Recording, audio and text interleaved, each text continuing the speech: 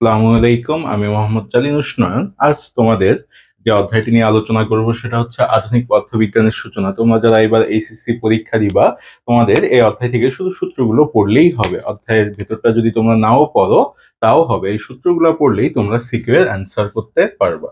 তো এবার সূত্রগুলো দেখা যাক। এখানে প্রথম যে সূত্রটা লিখছি আমরা সেটা হলো T equal T not one by root over one by V square by C square. আর দ্বিতীয় সূত্রটা ভরের, এটা হলো M equal M not root over one minus V square by C square. এবং তৃতীয় সূত্রটা হলো দৈর্ঘ্যের, L equal L not root over one minus V square by C square.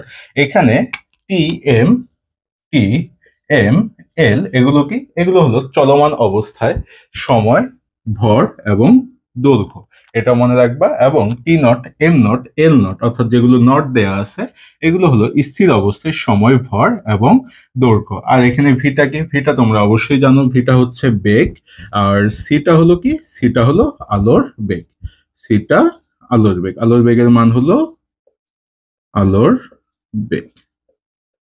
আলোর বেগের মান 3 × 10⁸ মিটার পার সেকেন্ড। এখন আমরা এই অধ্যায় থেকে এখানে যে তিনটা সূত্র আলোচনা করলাম, এই তিনটা সূত্রই যদি তোমরা ভালো করে মুখস্থ করো তাহলে প্রায় প্রশ্নের গ নাম্বার গুলো তোমরা কমন পাবা, বা যখন তোমরা টেস্ট পেপার সলভ করবা দেখবা যে এগুলো দিয়ে প্রায় প্রশ্নের গ গুলো চলে আসছে, এবং ঘ গুলো মাঝে মাঝে দুইটা সূত্র থেকে তুলনা করতে বলবে। এই অধ্যায়ে আরো যে 2-3টা সূত্র পড়তে হবে, এখন আমরা ওগুলো নিয়ে আলোচনা করব। তো পরের যে সূত্রটা দেয়া আছে সেটা হচ্ছে K equal M minus M not C square. এখানে এমটা হলো বস্তুর ভর, এবং এটা হলো গতিশীল অবস্থায় ভর, আর এটা হলো নিশ্চল অবস্থায় ভর। আর সিটা তো জানোই তোমরা আলোর বেগ হবে। আর কেটা হচ্ছে এখানে গতিশক্তি, অর্থাৎ এটা হচ্ছে মোট গতিশক্তি। কেটা কি এখানে, কেটা হচ্ছে মোট গতিশক্তি। যদি ভর দিয়ে দেয়া থাকে, দুটো ভর দেয়া থাকে, একটা হলো নিশ্চল আর একটা গতিশীল ভর, এবং আলোর বেগ দেয়া থাকে, সেখান থেকে যদি তোমাদের গতিশক্তি বের করতে বলে তাহলে তোমরা এই সূত্রটা ইউজ করবা। আর বিখ্যাত সূত্র E equal M C square, এটা তো জানোই তোমরা, আইনস্টাইনের বিখ্যাত ল। এখানে ইটা হলো মোট শক্তি বা এনার্জি, এমটা হলো ভর, এবং সি হলো আলোর বেগ। পরের যে সূত্রটা আমরা জানি এটা হলো E equal H F. F এর পরিবর্তে নিউ আমরা লিখতে পারি, নিউটা হলো কম্পাঙ্ক, এফটা হচ্ছে কম্পাঙ্ক। নিউ বা এফ এর পরিবর্তে আমরা লিখতে পারি সি বাই ল্যামডা। এরপর আমরা যে সূত্রটা দেখবো W not equal H F not. এখানে ডাব্লিউ নটটা হচ্ছে কার্য অপেক্ষক এবং এফটা হচ্ছে এখানে কম্পাঙ্ক। এই এফ ইকুয়াল আমরা আগের সূত্রে দেখে আসলাম সি বাই ল্যামডা লিখতে পারবো। এবং পরের যে সূত্রটা আছে E equal came x plus W not, এটা কার্য অপেক্ষকের সূত্র। এই সূত্রটা তোমরা সিকিউ এর জন্য ভালো করে মুখস্থ করে নিবা।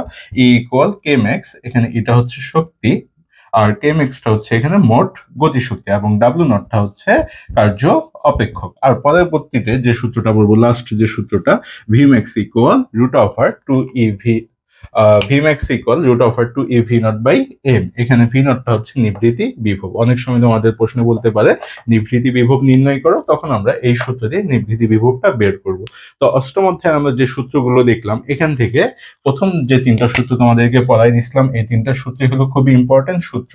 আর পরবর্তী সূত্রগুলো দেখে নিবা, তাহলে তোমাদের যে সিকিউ গুলো আসবে এগুলো থেকে মোটামুটি 7 মার্ক গ এবং ঘ নাম্বারে অ্যান্সার করতে পারবা তোমরা।